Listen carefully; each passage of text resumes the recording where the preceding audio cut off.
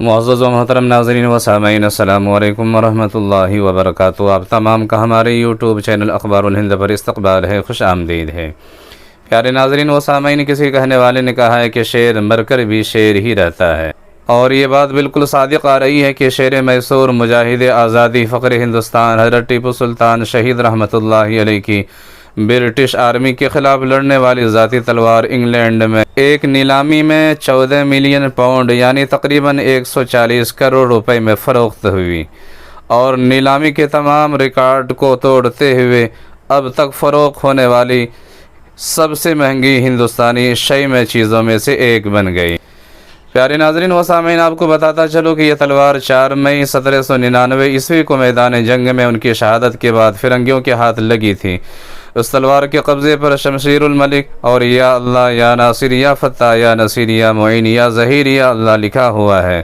اللہ تبارک و تعالیٰ سے دعا ہے کہ اللہ تبارک و تعالیٰ حضرت ٹیپو سلطان شہید رحمۃ اللہ علیہ کی مغفرت عطا فرمائے۔ اسی طرح سے پیارے ناظرین و سامعین، دوسری بڑی اہم خبر ہے کہ ہندوستان میں امسال بقرعید کس دن کو اور کس تاریخ کو منایا جائے گا، تو ان کی وضاحت کرتے ہوئے اس ملک کے ایک عظیم دینی دانشگاہ درسگاہ دارالعلوم دیوبند کے فرزند حضرت مولانا سمیر الدین قاسمی صاحب دامت برکاتہم العالیہ، جو ماہر فلکیات ہے اور انگلینڈ میں رہتے ہیں، انہوں نے کہا ہے کہ ہندوستان، پاکستان، برما، بنگلہ دیش، نیپال اور ایران میں ذی الحجہ کی پہلی تاریخ 20 جون بروز منگل کو ہوگی اور 29 جون بروز جمعرات کو بقرعید انشاءاللہ۔ نحمدہ و نصلی علی رسول الکریم، اما بعد۔ ہندوستان کے ایک صاحب نے پوچھا ہے کہ ذی الحجہ میں چاند کی صورتحال کیا ہے؟ جواب عرض ہے کہ 18 جون بروز اتوار کو انڈیا میں چاند کو چاہیے 4 ڈگری، برما میں چاند کو چاہیے 3 ڈگری، بنگلہ دیش میں چاند کو چاہیے 4 ڈگری، نیپال میں چاند کو چاہیے 4 ڈگری، کراچی میں چاند کو چاہیے 4 ڈگری، پشاور میں چاند کو چاہیے 5 ڈگری، اور ایران میں چاند کو چاہیے 4 ڈگری۔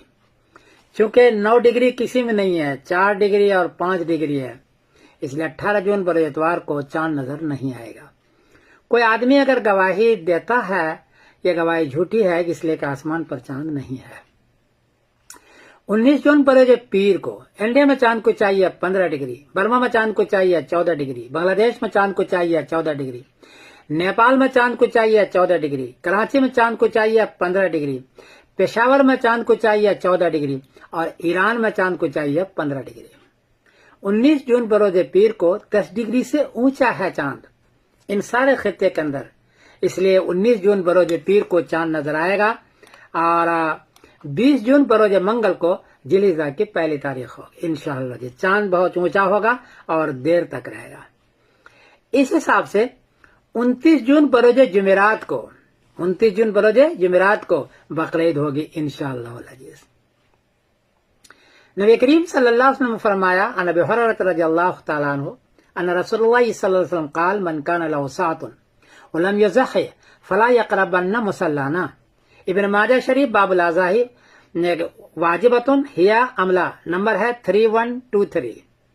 حدیث میں یہ ہے کہ جس کو گنجائش ہے قربانی کرنے کی، وہ مالدار ہے، اس کے پاس قربانی کرنے کی گنجائش ہے، پھر بھی قربانی وہ نہیں کرتا ہے، تو آپ نے فرمایا کہ میری عیدگاہ میں بھی نہیں آئے، اتنی تاکید فرمائی۔